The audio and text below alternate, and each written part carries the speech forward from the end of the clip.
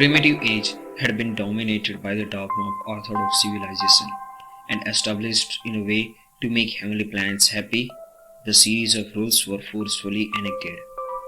Considering the fact that man has noticed to be a complex creature, he does everything according to the concepts. He becomes the victim of this establishment. Until now, they are conditioned to blindly follow, regardless of any theology. Man had voluntarily participated to take actions, especially how one should wear the clothes, or more importantly, which part of the opposite gender must be covered or seen. The core realm on this was the physical structure of female, which is still seen as a diluted thing in the society. The body of the female is bounded to be attractive. The reason behind this is the spatial independent organ they are equipped with, which apparently allows them to lie. Not only men are fascinated by the body of female, but females too, more precisely the breast. This rationale sprouts from the moment the child born. The first activity infant does is sucking the mother's breast to fulfill the hunger, and the hunger is constant. The child used to wallow for a period, which is adequate to turn that into a habit. The activity which makes them satisfying, calm, and gender subtle experience throughout their life, which is not going to disappear. However, with time, they become more curious about it. When both get young, when they visualize the breast of a young female, the state of child regression born out again. And at that time, either they get to indulge with it through the human touch, or by force they try to hunt. To justify the form, an anecdote is presented. The play where Krishna robes the clothes of gopis and his girlfriends while they were bathing in the lake. It is possible that Krishna did all this when he was a child, because Krishna accepts life as it is and lives it naturally, without any affectations, without any pretensions. So it is natural that the gopis emerge from the river hiding their sexual organs with their hands. This is mind behaves. And Krishna has a very simple and natural male mind. One should say he has a perfect male mind. There are no distortions, no suppressions, so far as his mind is concerned. It was much later that these episodes in the life of Krishna began to embarrass us and put us into difficulty. There are many such things from the past which eventually began to disturb us because of our changing ideas and ideals and new rules of morality, and we tried to apply them retrospectively and judge them according to this.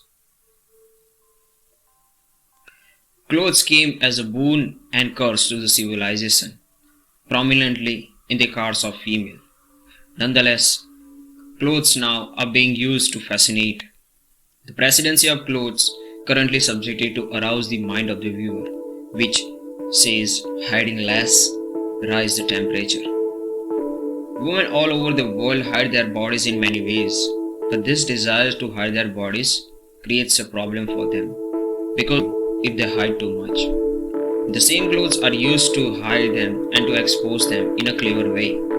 They hide because they are afraid of voyeurs in general, but they need to expose their bodies in order to attract men as well. In this context, it is necessary to understand that among the many differences there are between the male mind and female mind, one prominent difference is this: while a male mind is interested in seeing a woman in the nude, he is a voyeur. The woman is not that interested in seeing a naked man. In deep moments of love, it is the man who wants to disrobe his beloved. It is not so with the woman. While making love, a man keeps his eyes open, but the woman invariably keeps hers. Even when she is being kissed by her lover, a woman usually shuts her eyes. She is not interested in seeing, she is interested in absorbing her lover, in being one with him. But a man is deep seeing the woman, and it is the male interest which gives rise to desire in the woman to hide herself. Nudist posters, pornography, and nightclubs are the byproduct of this prohibition. The utilitarian commodity has not limited to cover the body, but in the concurrent world, it has also added a room of temptation. It would be wholesome if on one's winter morning, one sat nude in the sun, and sometimes in the summer, bathed naked in the river. It would be good for the health, both psychologically and physiologically.